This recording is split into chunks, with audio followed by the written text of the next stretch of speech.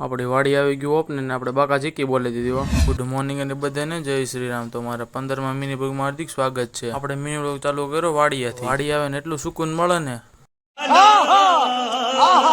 લોક ના ધોયા વિનાનો ચાલુ કરી દીધો.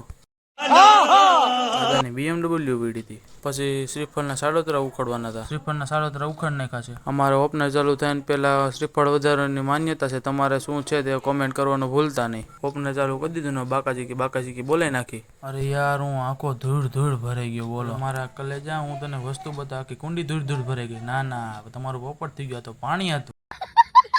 હવે કાળો ને નીકળી ગયા ઘર બાજુ, કારણ કે વાયા ભેરા આપડે શેણાના બાસ. આપણે પૂગી ગયા ઘેરે અને બાસકા હવે હરખા મૂકી દેવી.